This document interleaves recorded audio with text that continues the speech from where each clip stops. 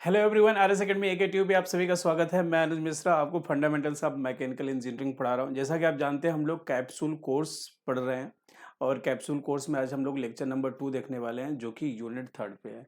Unit third की मैं बात करूं, यूनिट थर्ड बेसिकली जो डिपेंड्स है वो रेफ्रिजरेशन एंड एयर कंडीशनिंग पे, जिसे हम शॉर्टकट में क्या बोलते हैं, आरएसी। क्या बोलते हैं हम लोग? यदि मैं रेफ्रिजरेशन एंड एयर कंडीशनिंग की बात करूँ तो इसको हम लोग क्या बोलते हैं, RAC। RAC का मतलब क्या होता है, refrigeration and air conditioning. Refrigeration and air conditioning की मैं बात करूं तो यहाँ पर हमें, जैसा कि मैंने आपसे सबसे फर्स्ट लेक्चर में मैंने आपसे बोला था कि हम लोग टोटल हर एक यूनिट से सिर्फ 5 क्वेश्चंस पढ़ेंगे और वो 5 क्वेश्चंस कुछ इस तरह से होंगे कि जो कि हमारे एग्जाम में पूरी तरह से चांस ये हो कि क्वेश्चन पेपर में उस यूनिट से आ जाए। और इसके लिए मैंने ढेर सारे एनालिसिस भी किए हैं। ऐसा कि नहीं रैंडमली कोई भी 5 क्वेश्चंस ले रहे हैं, जो कि प्रीवियस ईयर एकेटीयू क्वेश्चंस जिनकी फ्रीक्वेंसी बहुत ही ज़्यादा हाई है, जो कि बहुत ही ज़्यादा पूछे जाने के चांस होते हैं, उन क्वेश्चंस को सिलेक्ट करके ये बनाया है। चलो ठीक है, तो आज का लेक्चर हम स्टार्ट करते हैं। आज के लेक्चर में सबसे पहला क्वेश्चन मैं बात करूँ तो पहले क्वेश्चन में हम ये देखने वाले हैं, define refrigerator and heat pump and 1 TR। मतलब रेफ्रिजरेटर क्या होता है, हीट पंप क्या होता है, 1 TR क्या होता है, इसकी बात हम करने वाले हैं। या फिर हम कर सकते हैं describe the 1 ton of refrigeration in SI unit. ठीक है, तो ये क्वेश्चन हमारे पास सबसे पहले है और इसे हम देखेंगे तो 2022-2023 ऑड में आ चुका है और 2021-22 में भी ये क्वेश्चन पूछा गया है। तो हम सॉल्यूशंस की बात करें तो हमारे पास सॉल्यूशंस की हम बात करें तो हमारे पास 1 टन ऑफ रेफ्रिजरेशन में बात करूं तो 1 टन ऑफ रेफ्रिजरेशन बिल्कुल क्लियर है। यदि आपसे कोई बोला जैसे बोले कि 1 टन ऑफ रेफ्रिजरेशन क्या होता है, उसको आप समझाइए, तो आपको एक छोटी सी बात पता होनी चाहिए। सबसे पहले आप उसको प्रैक्टिकली बताओ कि वो चीज़ें क्या हैं, उनका मतलब आप समझो। उसके बाद अपने शब्दों में आप उसे लिखना चाहोगे तो आसानी से लिख लोगे। जब तक हमें कोई भी चीज़ समझ में नहीं आएगा ना, हम उसे आसानी से लिख नहीं सकते हैं। समझना बहुत ज़रूरी है। अब मान लिया कि हमारे पास ये रूम है, इस रूम में मैं 1 टन आइस रखूं, कितना रखूं, 1 टन आइस रखूं, और वो जो आइस है वो 0 डिग्री सेल्सियस पे है और वो 24 घंटे में मेल्ट हो 0 डिग्री सेल्सियस के वाटर में। तो जो रेफ्रिजरेशन इफेक्ट प्रोड्यूस्ड होगा 24 घंटे में, उसे हम क्या बोलते हैं, 1 टन ऑफ रेफ्रिजरेशन। अब सेंटेंस के फॉर्म में लिखना हो तो कैसे लिखेंगे, हम लिखेंगे 1 ton of refrigeration is defined as the amount of refrigeration effect produced by uniform melting of 1 ton of ice। ये 1000 केजी की बात कर रहे हैं, लेकिन 1000 केजी आपको यहाँ पे लिखने की जरूरत नहीं है। आपको सिर्फ 1 टन लिखना है। क्यों क्यों मैं ऐसा बोल रहा हूँ, आपको सिर्फ 1 टन लिखना है? क्यों? क्योंकि हमारा ये जो कैलकुलेशंस होता है ना, बच्चे 1000 केजी से समझते हैं, लेकिन 1000 केजी नहीं होता है, ये 2000 पाउंड होता है। और 2000 पाउंड इक्वल टू जो होता है 906 केजी होता है। कैसे होता है मैं भी आपको बताऊंगा। Melting of 1 ton of ice from and at 0 degree Celsius into 0 degree Celsius water in 24 hours, उसे हम क्या बोलते हैं, 1 टन ऑफ रेफ्रिजरेशन। मतलब 1 टन आइस 0 डिग्री सेल्सियस से 0 डिग्री सेल्सियस का 1 टन आइस 0 डिग्री सेल्सियस के वाटर में 24 घंटे में मेल्ट होने पे जो हमें ठंडक मिलती है, जो हमें रेफ्रिजरेशन इफेक्ट मिलता है, उसे हम बोलते हैं 1 TR, 1 टन ऑफ रेफ्रिजरेशन। अब 1 टन ऑफ रेफ्रिजरेशन होता क्या है, मतलब इस ये कितने के बराबर होता है, तो मैंने यहाँ पे लिखा 1 TR equal to 3.5 kilo joule per second. इसे हम 3.5 किलो वाट भी बोलते हैं, क्योंकि जूल पर सेकेंड को आप क्या लिखते हैं, वाट लिखते हैं। और मैं बोलूँ 1 TR इक्वल टू, तो 1 TR इक्वल टू हो जाएगा 210 किलो जूल पर मिनट। ठीक है, तो ये यूनिट आपको पता होना चाहिए। लेकिन अब इसकी कैलकुलेशंस की बात करें तो ये कैसे आता है, इसके बारे में यदि आप जानना चाहें, क्योंकि एकेटीयू का भी पूछ सकता है, लास्ट क्लास में मैंने बताया भी था, तो मैं आपको बता दूं कि एक्चुअली में 1 TR जो है ना, 1 TR जो है ना, ये एक तरह का रेफ्रिजरेशन कैपेसिटी है, जो कि क्या होता है, refrigeration effect per unit time. मतलब जो अमाउंट ऑफ हीट रिमूव हुआ है 24 घंटे में, उसकी बात कर रहे हैं। तो ये जो amount of heat refrigeration effect है, ये किस तरह का है, ये लेटेंट हीट है, और latent heat per unit time. तो लेटेंट हीट क्या होता है, M×L, और ये क्या हो गया, टाइम। तो टाइम कितना दिया गया है हमारे पास टाइम दिया गया है 24 आवर। तो मास की बात करें तो मैं यहाँ पे साइड में बोल दूँ 1 टन इक्वल टू, आप बोल रहे हैं 2000 पाउंड्स। कितना बोल रहे हैं, 2000 पाउंड्स। और 1 पाउंड इक्वल टू जो होता है, 1 पाउंड इक्वल टू होता है 0.453 केजी। तो अब यदि मैं 2000 पाउंड्स की बात करूं, किसकी बात करूं, 2000 पाउंड्स की बात करूं, तो 2000 पाउंड्स इक्वल टू क्या हो जाएगा, 2000 इंटू 453 केजी। तो ये हमारे पास कितना आ जाता है, 906 केजी। तो यही यहाँ पे, और ये तो पहली बात हो गई। दूसरा क्या है, हमारे पास लेटेंट हीट है। तो आइस का जो लेटेंट हीट होता है, लेटेंट हीट मैं यहाँ पे लिख देता हूँ, latent heat of fusion, latent heat of, latent heat of fusion of ice, ये जो होता है L इक्वल टू क्या होता है, 335 किलो जूल पर केजी। तो हमारे पास यहाँ पे M इक्वल टू कितना हो गया, 906, ये कितना हो गया 4.53 डिवाइडेड बाई 24, 1 आवर्स, आवर्स की बात कर रहे हैं कि, लेकिन यदि मैं मिनट में देखूँ तो कितना हो जाएगा 60। तो ये हमारे पास आ जाएगा 210 दशमलव कुछ, या फिर इसे हम अप्रोक्सीमेटली कितना मान लेते हैं, 210 किलो जूल पर मिनट। इसी को यदि आप फिर से 60 से डिवाइड कर देंगे तो ये हमारे पास आ जाता है 3.51, जिसे हम अप्रोक्सीमेटली क्या लिख लेते हैं, 3.5 किलो वाट। ये हमारे पास दो रिलेशंस आ गए, एक क्या आ गया 1 TR इक्वल टू, एक रिलेशंस हो गया 210 किलो जूल पर मिनट, और दूसरा 1 TR इक्वल टू कितना हो गया 3.5 किलो वाट। तो ये हमारे पास कुछ यहाँ पे पॉइंट्स आ चुके हैं, जो कि बहुत ही ज़्यादा आसानी से हमने साइड में आपको दिखा दिया। तो ये 1 TR फिलहाल आपको इतना याद रखने की जरूरत है कि 1 TR 1 टन ऑफ रेफ्रिजरेशन जो है 0 डिग्री सेल्सियस का आइस कन्वर्ट होगा 0 डिग्री सेल्सियस के वाटर में 24 घंटे में, जो रेफ्रिजरेशन इफेक्ट प्रोड्यूस होगा उसे हम क्या बोलेंगे, 1 टन ऑफ रेफ्रिजरेशन। चलिए ठीक है। नेक्स्ट हमारे पास पॉइंट है रेफ्रिजरेटर। रेफ्रिजरेटर को यदि हमें डिफाइन करना हो, what do you mean by refrigerator, तो रेफ्रिजरेटर एक्चुअली में है क्या, रेफ्रिजरेटर वर्क करता है क्लॉसियस के स्टेटमेंट पे। तो मैं सबसे पहला पॉइंट लिखूंगा, it works on the principle या फिर on the statement of Clausius statement. दूसरा, रेफ्रिजरेटर करता क्या है, रेफ्रिजरेटर हमेशा कंज्यूम करता है एक्सटर्नल वर्क को। क्या करता है,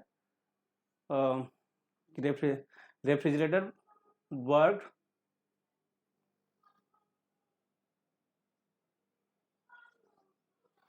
या कंज्यूम एक्सटर्नल वर्क, इससे मैं क्या बोल देता हूँ, कंज्यूम एक्सटर्नल वर्क।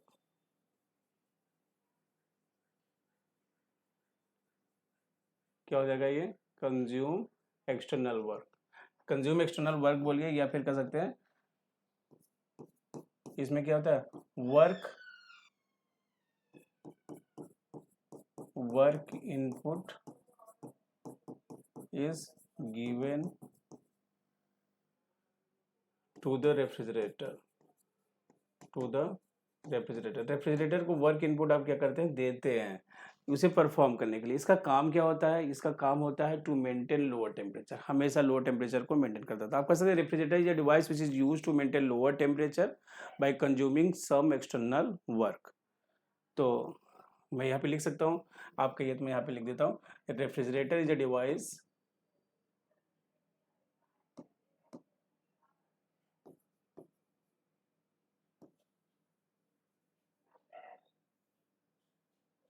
सॉरी,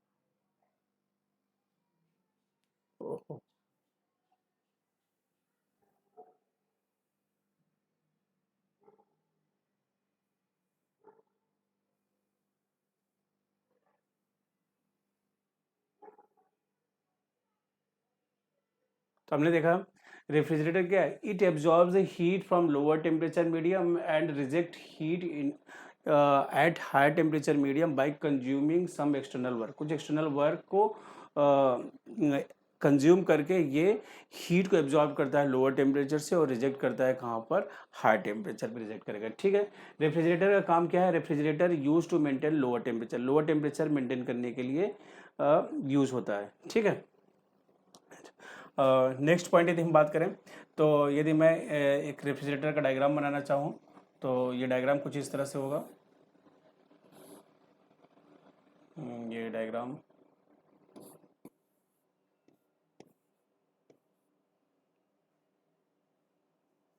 ये हमारे पास क्या हो गया, लोअर टेम्परेचर हो गया, ये क्या हो गया, हायर टेम्परेचर हो गया। ये क्यूएल हीट आप यहाँ से ले जा रहे हैं, क्यूएच हीट यहाँ पे हायर टेम्परेचर रिजेक्ट कर रहे हैं, कुछ वर्क इनपुट डब्ल्यू इसको दे रहे हैं। ये हमारा जो डिवाइस है वो क्या है, रेफ्रिजरेटर। तो ये हम मान लेंगे कि क्या कर रहे हैं, आप यहाँ पे बैठे हो, कहाँ बैठे हो, यहाँ पे बैठे हो, यहाँ से लगातार हीट निकल रहा है तो आपको कूलिंग फील होगा। तो ये हमारा क्या है, डिजायर्ड इफेक्ट है। ये क्या है, डिजायर्ड इफेक्ट है। और ये जो वर्क दे रहे हैं वो कैसा है, वर्क इनपुट है। तो यहाँ पे मैं रेफ्रिजरेटर, ये हमें डायग्राम बनाना है। उसके बाद हमें सीओपी की बात करना है। तो सीओपी इक्वल टू होता क्या है, COP is defined as the ratio of desired effect to the net work input. क्या होता है, नेट वर्क इनपुट। तो हमारे इस केस में, रेफ्रिजरेटर के केस में, जो हमारा रेफ्रिजरेटर है उसका जो सीओपी होगा वो क्या हो जाएगा, रेफ्रिजरेशन इफेक्ट इसका डिजायर्ड इफेक्ट होगा, क्योंकि ये कूल कर रहा है तो ये क्या हो जाएगा, refrigeration effect upon net work input. कुछ हम वर्क इनपुट दे रहे हैं। ये जो रेफ्रिजरेशन इफेक्ट है ना, ये जो रेफ्रिजरेशन इफेक्ट है इसको हम कूलिंग इफेक्ट भी कर सकते हैं। क्या बोल सकते हैं, कूलिंग इफेक्ट, क्योंकि ये कूल कर रहा है। Cooling effect upon net work input, W net मैं यहाँ पे कर देता हूँ। तो यहाँ पे इसे और ज़्यादा सिंप्लीफाई करेंगे तो COP of refrigerator equal to, refrigeration effect क्या है, क्यूएल है। अच्छा एक चीज़ और, अब डब्ल्यू आपको निकालना है, क्यूएल अपॉन क्या कर दिया हमने, डब्ल्यू नेट, नेटवर्क इनपुट हमने क्या दिया, डब्ल्यू नेट। क्यूएल की वैल्यू क्या होगी, तो एक चीज़ मैं आपको बोलूँगा, ये जो सर्कल है ये आप अपना होम या हाउस समझ लो। कितने लोग अंदर आ रहे हैं, कितने लोग बाहर जा रहे हैं, डब्ल्यू किधर आ रहा है, इनसाइड, क्यूएल किधर आ रहा है, इनसाइड। तो डब्ल्यू इनसाइड आ रहा है, डब्ल्यू नेट किधर आ रहा है, इनसाइड आ रहा है। और क्यूएल किधर आ रहा है, क्यूएल इनसाइड आ रहा है। और क्यूएच किधर जा रहा है, बाहर जा रहा है, तो उसे दूसरी तरफ लिख देंगे। जो इनसाइड आ रहे हैं एक तरफ, आउटसाइड जा रहे हैं दूसरी तरफ। यहाँ से हमारे पास क्या आ गया, W net equal to QH minus QL. यहाँ से हम क्या निकाल लेंगे, डब्ल्यू नेट। क्या निकाल लेंगे, डब्ल्यू नेट यहाँ से निकाल लेंगे बहुत आसानी से। तो इस इक्वेशंस को और सिंप्लीफाई करेंगे तो क्यूएल इक्वल टू क्या, डब्ल्यू इक्वल टू क्या हो गया, क्यूएच माइनस क्यूएल। ये हमारे पास फार्मूला आ गया सीओपी ऑफ रेफ्रिजरेटर, जो कि बहुत ही ज़्यादा आसान था। तो यहाँ तक हमने ये रेफ्रिजरेटर देख लिया। और नेक्स्ट पॉइंट, नेक्स्ट में देखेंगे। नेक्स्ट हमारा क्या है, हीट पंप है। हीट पंप और रेफ्रिजरेटर में कोई डिफरेंस नहीं है, सिर्फ इतना सा डिफरेंस है कि रेफ्रिजरेटर हमारा लो टेम्परेचर मेंटेन करता है, हीट पंप हमारा हाई टेम्परेचर मेंटेन करता है। बाकी सेम प्रिंसिपल है, ये भी क्लॉसियस के स्टेटमेंट पे वर्क करता है, वो भी क्लॉसियस के स्टेटमेंट पे वर्क करता है। रेफ्रिजरेटर में भी हीट फ्लो होता है lower temperature to high temperature, heat pump में भी हीट फ्लो होता है lower temperature to high temperature. और वर्क इनपुट जो होता है रेफ्रिजरेटर में भी Q H minus Q L होता है, और हीट पंप में भी Q H minus Q L. Difference है तो सिर्फ डिजायर्ड इफेक्ट का और सीओपी। तो यहाँ पे हमने देखा it also work on the Clausius statement. अब ये करता क्या है, तो मैं कहूँगा it absorb heat from lower temperature and reject heat into higher temperature by consuming some external work. Same वही जैसा यहाँ पे, ये दूसरी लाइन सेम है, जो यहाँ पे है वही वहाँ पे है। यदि आपको नहीं दिख रहा है, ब्लैंक दिख रहा है, तो आपको सेम पॉइंट लिखना है। Next, heat pump use to maintain high temperature. ये हाई टेम्परेचर मेंटेन करने के लिए यूज होता है। अब हम क्या करते हैं, फिर से डायग्राम बनाएंगे। सिंपल सा डायग्राम है, लोअर हमेशा नीचे होता है, तो ये हमारा जो टीएल टेम्परेचर होगा ये मैंने नीचे बना दिया, और बीच में मैंने एक बॉल सा बनाया। और ये हाई टेम्परेचर हमेशा किधर होगा, ऊपर होगा। अब आप यहाँ से लोअर से जो हीट निकालेंगे, एल से निकाल रहे हैं तो ये एल ही होगा, तो ये क्यू एल हो जाएगा। हायर की तरफ जो हीट जा रहा है वो क्यू एच होगा। कुछ वर्क इनपुट और दे दीजिए, जिसे आप डब्ल्यू नेट बोल देते हैं। अब ये डिवाइस जो है हीट पंप है, तो ये क्या करेगा, आप अब यहाँ पे बैठे हैं, लगातार आपके ऊपर हीट आ रहा है, तो आपको क्या फील होगा, हीटिंग इफेक्ट फील होगा। तो ये हमारा क्या हो गया, डिजायर्ड इफेक्ट हो गया। अब सीओपी की बात करें कि हीट पंप का सीओपी क्या होता है, तो सबसे पहले हम जानते हैं COP is defined as the, क्या होता है, desired effect upon net work input. क्या होता है, desired effect upon net work input. Work input आप क्या दे रहे हैं। तो यदि मैं हीट पंप की बात करूं तो COP of heat pump equal to, ये जो डिजायर्ड इफेक्ट है वो कौन सा इफेक्ट है, हीटिंग इफेक्ट है। कौन सा इफेक्ट है, हीटिंग इफेक्ट है। Heating effect upon net work input, जिसे हमने क्या बोल दिया, डब्ल्यू नेट। और ये हीटिंग इफेक्ट क्यू एच के बराबर होगा, किसके बराबर होगा, Q H upon W net. और ये हमारे पास क्या आ गया, सीओपी ऑफ हीट पंप। क्या आ गया, COP of heat pump. Same जैसा आपने वहां पे किया था कि जितने इनसाइड एरो जा रहे हैं एक तरफ, आउटसाइड जो जा रहे हैं दूसरी तरफ, तो डब्ल्यू नेट तो एक तरफ हो जाएगा क्योंकि इनसाइड जा रहा है, क्यूएल भी इनसाइड जा रहा है, क्यूएच किधर जा रहा है, आउटसाइड जा रहा है। तो यहाँ से हमारे पास क्या आ गया, W net equal to Q H minus Q L. तो ये हमारे पास क्या आ गया, डब्ल्यू नेट आ गया। यहाँ पे आप लिख सकते हैं C O P equal to Q H upon Q H minus Q L. ये हमारे पास आ गया C O P of heat pump. तो आपने देखा कितना आसान है, कितनी अच्छे से आसानी से हम कर सकते हैं। बस ज़रूरत है थोड़ा सा हमें ध्यान से समझने की। एग्ज़ाम में बहुत अच्छे नंबर ला सकते हैं यदि हम स्ट्रेटजी और एक प्लानिंग से जाएं और सिस्टमेटिक वे में चीज़ों को पढ़ें। तो वही हमें करना है और इससे ज़्यादा कुछ भी नहीं। ठीक है, तो हमारा फर्स्ट क्वेश्चन यहाँ पे कंप्लीट हो गया। हमने रेफ्रिजरेटर को डिफाइन कर दिया, हीट पंप को डिफाइन कर दिया, जो कि बहुत ही ज़्यादा आसान है। यदि मेरी गारंटी ये है, यदि आप आराम से अच्छे से एकदम बिल्कुल शांत दिमाग से ध्यान से सुनेंगे और पढ़ेंगे और लिखेंगे तो आपके बहुत अच्छे नंबर आएंगे। ठीक है, अब दूसरे हम क्वेश्चंस की बात करें तो दूसरा क्वेश्चन हमने लिया define coefficient of performance of refrigerator या फिर refrigeration system. Why do we express the performance in terms of COP instead of efficiency, compare the COPs of refrigerator and heat pump. सबसे पहली बात, इस पे मैंने बहुत ही डिटेल्स में लेक्चर कराया है। यदि आप यूट्यूब पे जाएंगे, प्लेलिस्ट में यूट्यूब पे सर्च करेंगे आर एस अकेडमी AKTU और प्लेलिस्ट में जाएंगे तो वहाँ पे प्लेलिस्ट में यूनिट 3 देखेंगे, रेफ्रिजरेशन एंड एयर कंडीशनिंग। तो वहाँ पे आपको सीओपी पे एक लेक्चर मैंने दिखाया, परफॉर्मेंस मैंने दिखाया है कि जो पावर प्रोड्यूसिंग डिवाइस होती हैं उनकी परफॉर्मेंस हम मेजर करते हैं इन टर्म्स ऑफ इफिशियंसी। जो पावर एब्जॉर्बिंग डिवाइस होते हैं उनकी इफिशियंसी हम मेजर करते हैं इन टर्म्स ऑफ सीओपी। तो यहाँ पे एक टर्म मैंने यूज किया है परफॉर्मेंस। तो कोफिशिएंट ऑफ परफॉर्मेंस की बात करें, एक्चुअली में हमारा जो रेफ्रिजरेटर और हीट पंप है ना, इसका परफॉर्मेंस हम मेजर करते हैं इन टर्म्स ऑफ सीओपी, जबकि हमारा जो हीट इंजन होता है ना, उसका परफॉर्मेंस हम मेजर करते हैं इन टर्म्स ऑफ इफिशियंसी। तो सीओपी की बात कर रहे हैं यहाँ पे, तो सीओपी का it is defined as the ratio of desired effect to the net work input. यही तो मैं अभी लिख रहा था। तो इन दोनों का रेशियो होता है, उसी को हम क्या बोलते हैं, कोफिशिएंट ऑफ परफॉर्मेंस। क्या बोलेंगे उसे हम, कोफिशिएंट ऑफ परफॉर्मेंस। तो जहाँ पे मैं अंडरलाइन कर रहा हूँ वो कीवर्ड है, उसे ध्यान से आप देखेंगे, ध्यान से याद करेंगे तो आपको पूरा का पूरा क्वेश्चन बहुत अच्छे से तैयार हो जाएगा। नेक्स्ट यदि हम बात करें परफॉर्मेंस ऑफ रेफ्रिजरेटर का, तो performance of refrigerator and heat pump, ध्यान से देखना। इफिशियंसी कहीं कहीं लोग बोल देते हैं efficiency of refrigerator and heat pump. नहीं भाई, इफिशियंसी नहीं लिखते हैं, परफॉर्मेंस लिखते हैं, क्योंकि इफिशियंसी तो हीट इंजन का होता है। परफॉर्मेंस, परफॉर्मेंस में आपका पूछूं या किसी और का पूछूं, परफॉर्मेंस एक अलग टर्म है, इफिशियंसी और सीओपी अलग टर्म है।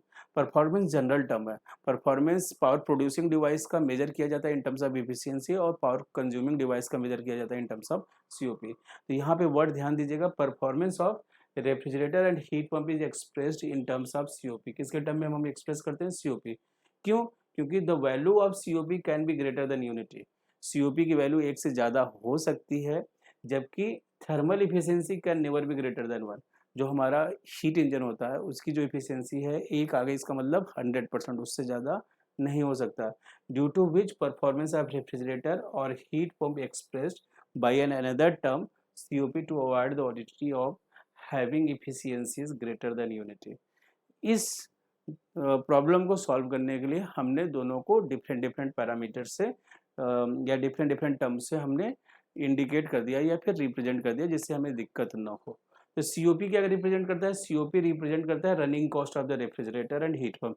जिस डिवाइस का जितना ज़्यादा सीओपी होगा उसका रनिंग कॉस्ट उतना ज़्यादा लो होगा। मतलब higher the value of COP, lower the value of running cost. ठीक है, तो ये एक छोटी सी बात हो गई।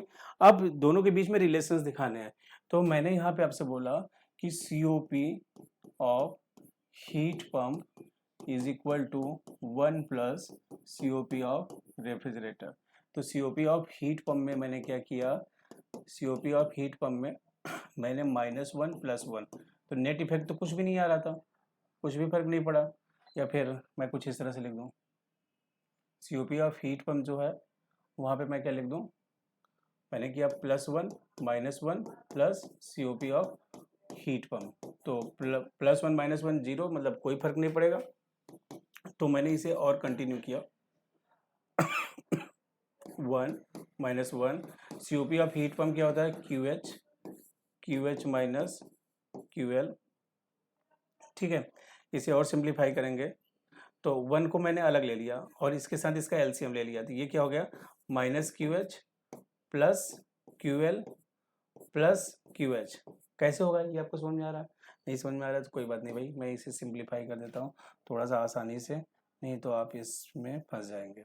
तो मैंने इन दोनों टर्म को एक साथ ले लिया, मैंने 1 और ये प्लस, ये minus 1/1 plus Q H upon Q H minus Q L. तो मैंने इन दोनों को एक साथ ले लिया है, ठीक है, इन दोनों को एक साथ ले लिया है। अब ये बाकी नीचे ये जो है ये ऐसे कंटिन्यू हो रहा है, 1 plus C O P of refrigerator, 1 plus C O P of refrigerator, 1 plus C O P of refrigerator, ये कंटिन्यू होता जा रहा है। अब इसको मैंने 1 को ऐसे लिखा और इन टर्म को थोड़ा सा इधर कर लिया, मैंने क्यू एच को पहले लिख दिया, Q H upon Q H minus Q L minus 1/1 को पीछे लिख दिया, ये जो आगे था इसको पीछे कर दिया। अब इनका एलसीएम ले लेंगे तो हमारे पास ये क्या आ जाएगा, Q H minus Q H minus Q L divided by Q H minus Q L, ठीक है। तो इसे ब्रैकेट को ओपन करेंगे तो क्या हो जाएगा, Q H minus Q H plus Q L divided by Q H minus Q L, Q H से क्यू एच कैंसिल, तो ये क्या आ गया, Q L upon Q H minus Q R. तो ये एक्चुअली में है क्या, ये है C O P of refrigerator, तो क्या हो गया 1 plus C O P of refrigerator, इसका मतलब क्या आ गया हमारे पास L H S equal to R H S, और हमने इसका मतलब हमारा ये क्या हो गया हैंस प्रूव्ड, क्या हो गया हैंस प्रूव्ड, ठीक है। तो ये जो हमने सीओपी ऑफ रेफ्रिजरेटर और हीट पंप के बीच में हमने जो रिलेशंस मान यूज़ किया था वो बिल्कुल सही है और बहुत आसान था। तो यहाँ पे आपने देखा कि हमने कितनी आसानी से इन चीज़ों को कंप्लीट कर लिया। अब नेक्स्ट क्वेश्चंस की तरफ हम मूव करेंगे। अगला क्वेश्चन है हमारे पास, explain the basic vapour compression cycle and describe the working of domestic refrigerator. ये 2023-24 में इन्होंने ये भी पूछ लिया है कि वेपर कंप्रेशन रेफ्रिजरेशन सिस्टम की वर्किंग के साथ साथ टीएस और पीएस डायग्राम भी डिफाइन कर दीजिए। तो रेफ्रिजरेटर की मैं बात करूँ, रेफ्रिजरेटर है क्या? रेफ्रिजरेटर एक डिवाइस है, साइक्लिक डिवाइस है जो कि मेंटेन करता है लोअर टेम्परेचर। क्या मेंटेन करता है? Lower temperature. किस कैसे? Compare to the surrounding, surrounding का जो टेम्परेचर होता है उससे कम टेम्परेचर मेंटेन करता है कुछ वर्क इनपुट को कंज्यूम करके, by consuming some external work input. यदि मेन कंपोनेंट की बात करें तो हमारे रेफ्रिजरेटर में 4 मेन कंपोनेंट होता है, कंप्रेसर, कंडेंसर, एक्सपेंशन डिवाइस और evaporator. There are 4 main component, compressor, condenser, throttling या फिर एक्सपेंशन डिवाइस कर सकते हैं, लास्ट क्या है हमारे पास, रीऑपरेटर, ठीक है। तो अब हमारे पास एक ब्लॉक डायग्राम है। ब्लॉक डायग्राम ध्यान से आपको बनाना है, ब्लॉक जितना अच्छा डायग्राम बनाएंगे उतने अच्छे आपको नंबर आएंगे। तो यहाँ पे हमने देखा ईओपरेटर ही डिजायर्ड स्पेस या रेफ्रिजरेटर स्पेस से हीट को एब्जॉर्ब करता है। उसके बाद हमारे पास ये कंप्रेसर है, ये आईसी इंजन जैसा है, रेसिप्रोकेटिंग कंप्रेसर। ये कंप्रेसर क्या करेगा, हमारे रेफ्रिजरेंट को कंप्रेस करेगा और उसका प्रेशर टेम्परेचर दोनों क्या करेगा, इंक्रीज करेगा। फिर वो कंडेंसर में पहुंचेगा तो कंडेंसर क्या करेगा, हीट को रिजेक्ट करेगा सराउंडिंग्स में। उसके बाद एक्सपेंशन डिवाइस में जाने के बाद उसका एक्सपेंशन होगा और प्रेशर टेम्परेचर दोनों ड्रॉप होगा। तो अब ये ध्यान ये डायग्राम ध्यान से देखना है, ध्यान से बनाना है। वर्क इनपुट आप जो दे रहे हो ना, वर्क इनपुट आप जो दे रहे हो वो कहाँ पे वर्क इनपुट दे रहे हो, वर्क इनपुट आप देते हो कंप्रेसर पे। कहाँ पे देते हो वर्क इनपुट, ये कंप्रेसर, ये जो कंप्रेसर है यहीं पे वर्क इनपुट दिया जा रहा है। क्यूएल हीट जो आप एब्जॉर्ब कर रहे हो, कहाँ से एब्जॉर्ब कर रहे हो, रेफ्रिजरेटर स्पेस से। क्यूएच हीट आप कहाँ पे रिजेक्ट कर रहे हो, कंडेंसर से आप रिजेक्ट कर रहे हो, ठीक है। अब इसी को यदि मैं एनिमेशन वीडियो से आपको दिखाऊं तो ये हमारे पास ट्यूब्स है, ट्यूब्स के अंदर रेफ्रिजरेंट सर्कुलेट कर रहे हैं कंटिन्यूसली, क्योंकि हमारा जो रेफ्रिजरेंट है वो डायरेक्ट कांटेक्ट में नहीं आता है, वो ट्यूब्स के अंदर रहता है और ट्यूब्स के अंदर रहने के बावजूद ही हीट को एब्जॉर्ब कर लेता है। मैंने आपको पहले ही बता रखा है, जैसे आपने देखा है गर्मी के दिनों में छत पे हमारे स्टील के ट्यूब्स होते हैं, बाहर का टेम्परेचर ज़्यादा होता है तो पानी अपने आप गर्म हो जाता है। ठंड के दिनों में बाहर का टेम्परेचर कम होता है, पानी अपने आप ठंडा हो जाता है। वैसे ये ट्यूब्स डायरेक्ट कांटेक्ट में नहीं आएंगे, रेफ्रिजरेंट डायरेक्ट कांटेक्ट में नहीं आता है, लेकिन वो क्या होता है, डिजायर्ड स्पेस को हीट को एब्जॉर्ब कर लेता है और कंडेंसर ट्यूब्स में जो पहुंचता है ना तो सराउंडिंग के डायरेक्ट कांटेक्ट में नहीं आता है, लेकिन अपनी हीट को क्या कर देता है, सराउंडिंग्स में रिजेक्ट कर देता है। तो ये हमारा एक यूपरेटर है, ये डिजायर्ड स्पेस से हीट को एब्जॉर्ब कर रहा है, कंप्रेसर उसे कंप्रेस कर रहा है जिसकी वजह से उसका प्रेशर और टेम्परेचर दोनों बढ़ रहा है, इसलिए रेड हो जा रहा है। कंडेंसर हीट को रिजेक्ट कर रहा है सराउंडिंग्स में। उसके बाद हमारे पास एक्सपेंशन डिवाइस में जा रहा है, और एक्सपेंशन डिवाइस जब उसका एक्सपेंशन करेगा तो उसका प्रेशर टेम्परेचर दोनों ड्रॉप हो जाएगा। लो प्रेशर लो टेम्परेचर का जो रेफ्रिजरेंट है ना, जब हमारे इवापोरेटर में घुसता है ना, तो वो हीट को एब्जॉर्ब करता है, तो वो क्या हो जाता है, लिक्विड से वेपर बन जाता है।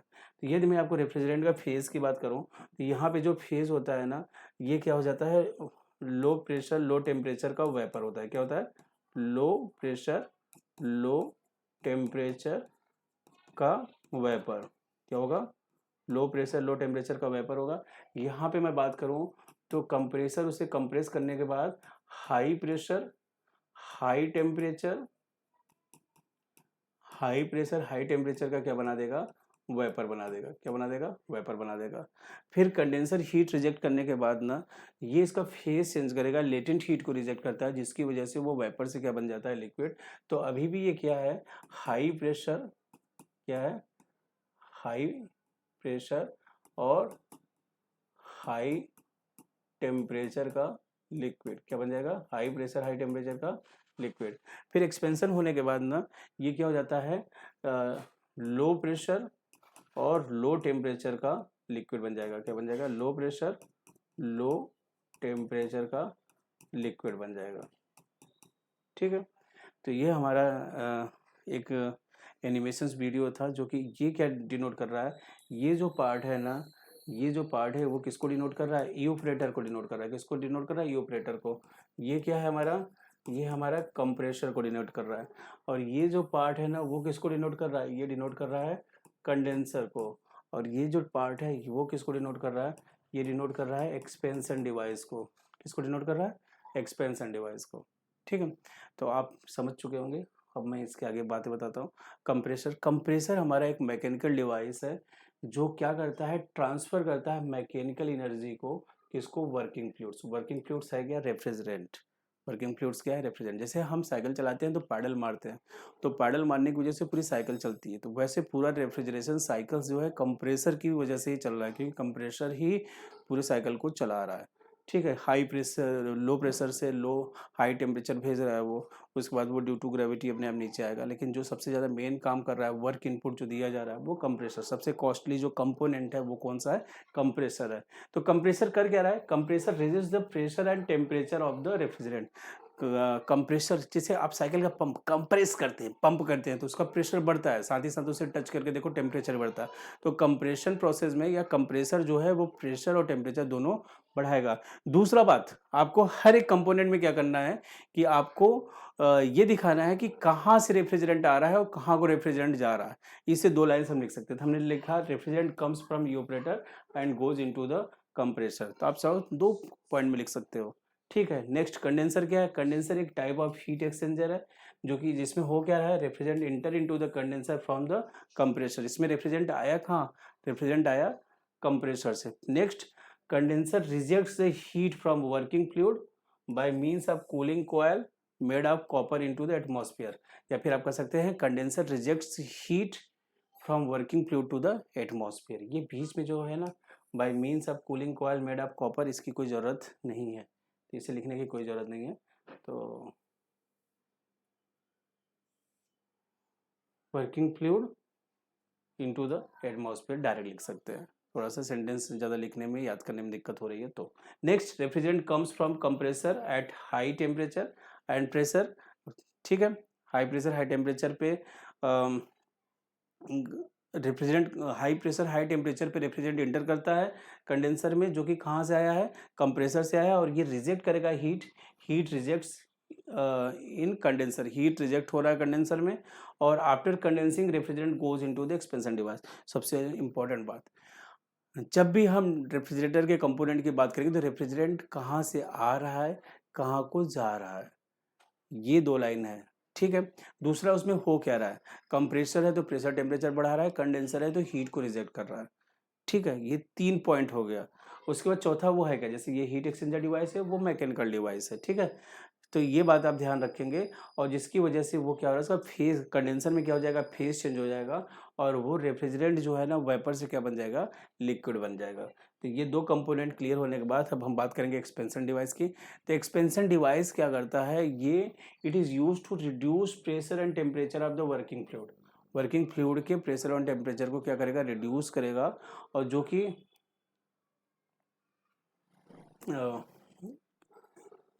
ये क्या करेगा, it reduce the pressure and temperature of the working fluid which comes from condenser and goes into the evaporator. तो पॉइंट में भी लिख सकते हो कि जो रेफ्रिजरेंट कहाँ से आ रहा है एक्सपेंशन डिवाइस के पास, कंडेंसर से आ रहा है, उसके बाद कहाँ को जाएगा, इवापोरेटर को जाएगा, और प्रेशर टेम्परेचर को ड्रॉप कर रहा है। ठीक है, next point, it regulates the flow of the refrigerant into the evaporator. Evaporator में सॉरी एक्सपेंशन इवापोरेटर में जो फ्लो है उसको कौन रेगुलेट करेगा, एक्सपेंशन डिवाइस। जितना ज़्यादा लोड होगा उतना ज़्यादा रेफ्रिजरेंट फ्लो करेगा, उतना ज़्यादा कूलिंग होगी। कम लोड है तो कम रेफ्रिजरेंट फ्लो करेगा और कम कूलिंग होगी। ठीक है, next, we can also control the temperature of the refrigerator by using the expansion device by varying the opening as per requirement. जो मैंने आपसे कहा ना, जितना ज़्यादा ओपन करेंगे उतना ज़्यादा उसमें कूलिंग होगी। तो आप टेम्परेचर को भी कंट्रोल कर सकते हैं, किससे, थ्रोटलिंग डिवाइस से। सबसे इंपॉर्टेंट बात, ये करता क्या है, प्रेशर और टेम्परेचर दोनों को ड्रॉप करता है। लास्ट हमारे पास क्या है, इवापोरेटर। तो इवापोरेटर क्या है, ये एक तरह का हीट एक्सचेंजर है, और ये स्टोरेज स्पेस या फ्रीजर भी है। ठीक है, नेक्स्ट, रेफ्रिजरेंट आता कहाँ पे है, यहाँ पे फ्रॉम थ्रोटलिंग डिवाइस से, और ज़्यादा कहाँ पे, at very low pressure and temperature. उसके बाद इवापोरेटर करता क्या है, इवापोरेटर हीट को एब्जॉर्ब करेगा डिजायर्ड स्पेस से। तो आपने कहा heat is absorb by the refrigerant. Due to this temperature of the refrigerant increases and liquid refrigerant converts into the vapour. Liquid refrigerant है जो है वो कन्वर्ट हो जाएगा लिक्विड से वेपर में, क्योंकि हीट जब आप, जैसे आप आपके फ्राई पैन में कोई लिक्विड है, उसको आप जब हीट करते हैं तो वो क्या बनता है, लिक्विड से वेपर बनता है। ठीक है, after this refrigerant goes to the compressor. इसके बाद रेफ्रिजरेंट जो है कंप्रेसर में चला जाएगा, और ये साइकिल कंटिन्यूसली रिपीट होता रहेगा। ठीक है, तो ये हमारे पास यहाँ पे कंप्लीट हो गया। अब मैं आपको यहाँ पे पीवी और टीएच डायग्राम और दिखा देता हूँ। तो ये हमारे पास सॉरी पीएच डायग्राम है। कौन सा डायग्राम है, ये पीएच। ये डायग्राम थोड़ा सा याद रखना।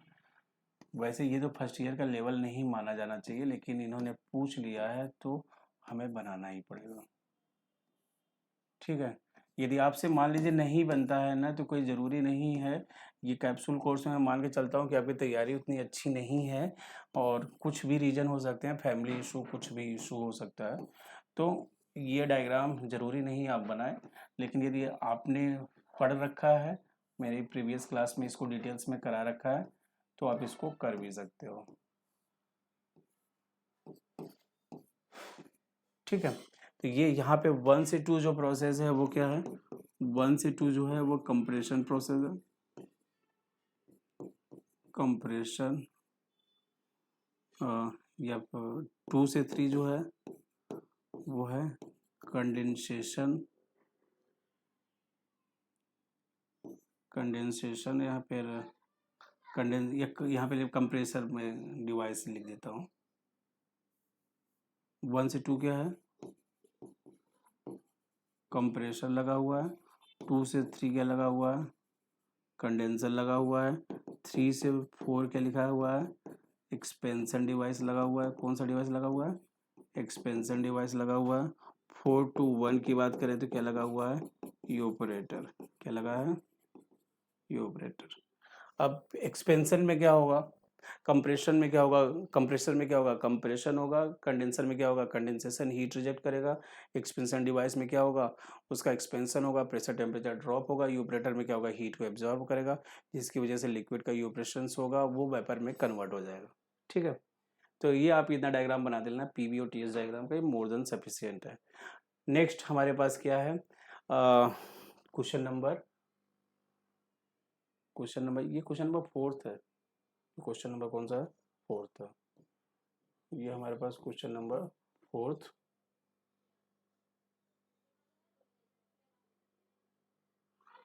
ये क्वेश्चन नंबर हमारे पास क्या था, 3,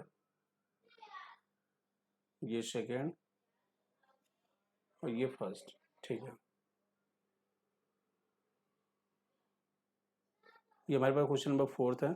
क्वेश्चन नंबर 4 में हम बात करें तो अब यहाँ पे हमारे पास कुछ साइकोमेट्रिक प्रॉपर्टीज है। साइकोमेट्रिक प्रॉपर्टीज की मैं बात करूँ तो साइकोमेट्रिक प्रॉपर्टीज हमारे पास कुछ हैं, जैसे dry bulb temperature, wait bulb temperature, due point temperature, humidity, ये सब हमारे पास साइकोमेट्रिक प्रॉपर्टी है। साइकोमेट्रिक प्रॉपर्टी को आपको ध्यान से पढ़ना है। तो साइकोमेट्रिक प्रॉपर्टी में सबसे पहले हम ये एक्चुअली में एक बार क्वेश्चन नहीं पूछा गया, कई बार पूछा गया है। एक बार क्वेश्चन 2022-23 ईवन में पूछा गया है, फिर 22-23 ऑड में भी पूछा है, फिर इन्होंने 23-24 ऑड में भी पूछा गया। तो इसके पूछे जाने की फ्रिक्वेंसी बहुत ज़्यादा हाई है और इसके पहले वाले भी सिलेबस में ये बार बार पूछा जाता है। तो ड्राइबल टेम्परेचर की मैं बात करूँ तो ड्राइबल टेम्परेचर क्या होता है, तो आप कहेंगे ड्राइबल टेम्परेचर वो टेम्परेचर है जो कि किसी एक ऑर्डिनरी थर्मोमीटर से मेजर किया जा रहा है किसी रूम का। जैसे मान लो मैं इस रूम में हूँ, इस रूम का मैं डीबीटी मेजर करूँ, तो मैं एक ऑर्डिनरी थर्मोमीटर लूँ, उस थर्मोमीटर से मैं इस रूम का टेम्परेचर मेजर करूँ, तो जो टेम्परेचर आएगा उस टेम्परेचर को हम क्या बोलेंगे, डीबीटी। तो डीबीटी के लिए क्या है कि हमारा क्या है, the dry bulb temperature is the temperature of the room which is measured by an ordinary thermometer whose bulb is dry.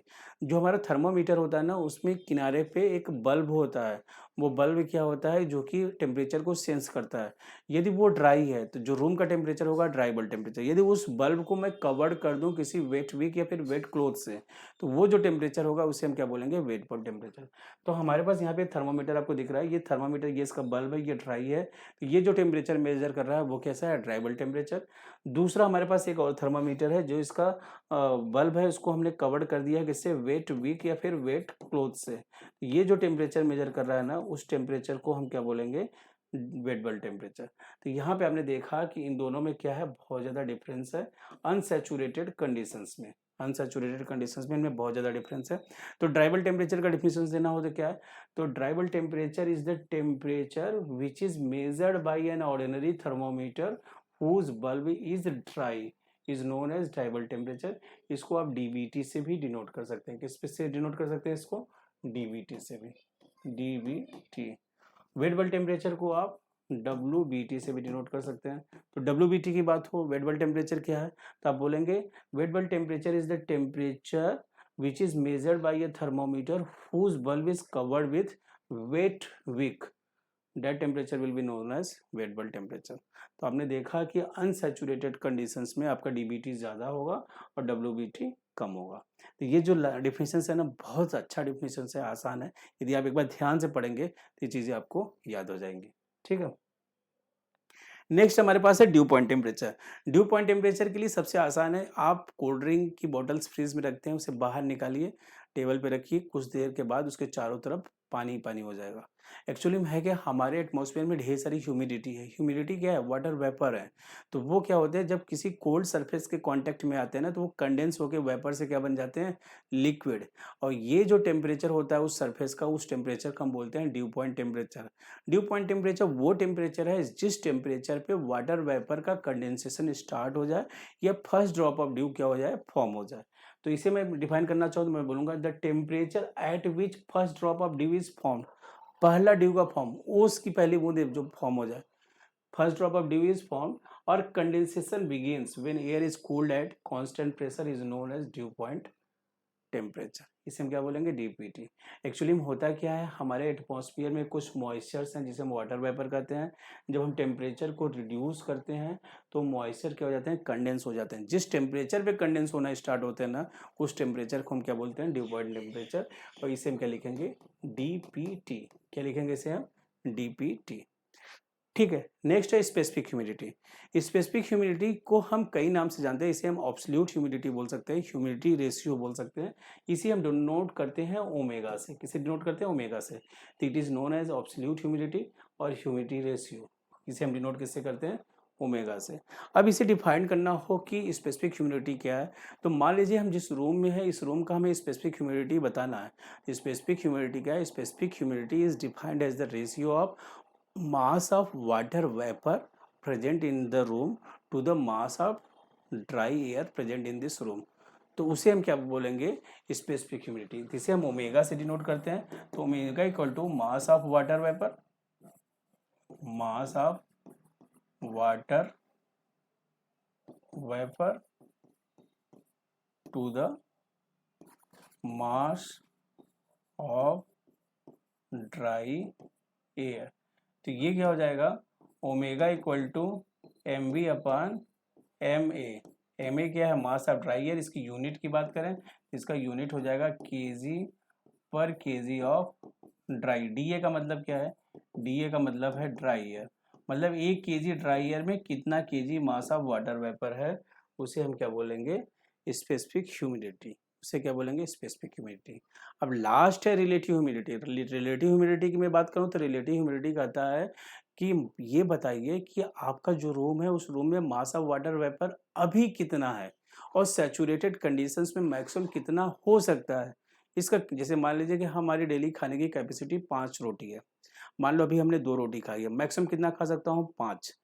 या फिर कह सकते हैं 6 रोटी खाने की कैपेसिटी है, मैक्सिमम 6 खा सकता हूँ और अभी कितना खाया, 3।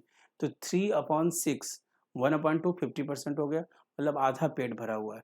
तो वही ये रिलेटिव ह्यूमिडिटी बोल रहा है, it is defined as the ratio of mass of water vapour present in the room to the mass of water vapour under saturated conditions. Maximum कितना हो सकता है in the mixture of moist air. तो इसे हम RH से denote करते हैं। तो RH इक्वल टू क्या होता है, MB/MBS। MB क्या है, mass of water vapour present in the room. MBS क्या है, mass of the water vapour under saturated conditions. इसको हम RH से डिनोट करते हैं और ये परसेंटेज में आता है, इसका कोई यूनिट नहीं होता है। किसमें आता है, ये परसेंटेज में। ठीक है, तो ये हमने यहाँ तक की पॉइंट हमने देख लिया। लास्ट हमारे पास है कि विंडो टाइप एसी को डिफाइन करिए। तो विंडो टाइप एसी आपको, यदि आपने डोमेस्टिक रेफ्रिजरेटर अच्छे से समझ लिया है तो विंडो टाइप एसी बिल्कुल आसान है, थोड़ा सा माइनर चेंज करके आप आसानी से लिख सकते हो। जैसा कि मैंने आपको 4 stroke petrol engine, 4 stroke diesel engine में कहा था, यदि आपको 4 स्ट्रोक पेट्रोल इंजन समझ में आ चुका है तो 4 स्ट्रोक डीजल इंजन आप खुद ब खुद लिख सकते हो आसानी से, अच्छे से। फिर भी मैं आपको डिफाइन करता हूँ। तो construction and working of window AC की बात करें तो window AC is sometimes referred as room air conditioner. इसे हम क्या बोलते हैं, रूम एयर कंडीशनर। और ये क्या है, it is the simplest form of an air conditioner system. ये सबसे सिंपलेस्ट फॉर्म है। और ये यूज कैसे होता है, लगता क्या है, it is mounted on the Windows और वॉल्स। विंडो या वॉल पे लगा होता है, आधा पार्ट अंदर होता है, आधा पार्ट बाहर होता है। It is a single unit, ये सिंगल यूनिट होता है और जिसके अंदर सब कुछ होता है। It is assembled in a casing where all the components are located. और इसमें जो मेन कंपोनेंट है वो क्या है, compressor, condenser, throttling device, expansion device, evaporator. और ये चार के चारों कंपोनेंट मेन कंपोनेंट थे डोमेस्टिक रेफ्रिजरेटर के भी, जो कि हमने अच्छे से देखा था। ठीक है, तो विंडो एसी का डायग्राम यदि आप देखेंगे तो ये बहुत अच्छा डायग्राम आपको दिख रहा है। तो ये डायग्राम आप बहुत अच्छे से, ये जो डैश डैश डैश लाइन है ना वो रूम को दिखा रहा है, डैश डैश लाइन क्या दिखा रहा है, रूम को दिखा रहा है। और ये सीलिंग फैन ना आपके छत में जो पंखा लगा होता है सीलिंग से, वो सीलिंग फैन है, उसको दिखा रहा है। ये क्या है, इंडोर यूनिट है, मतलब रूम के अंदर।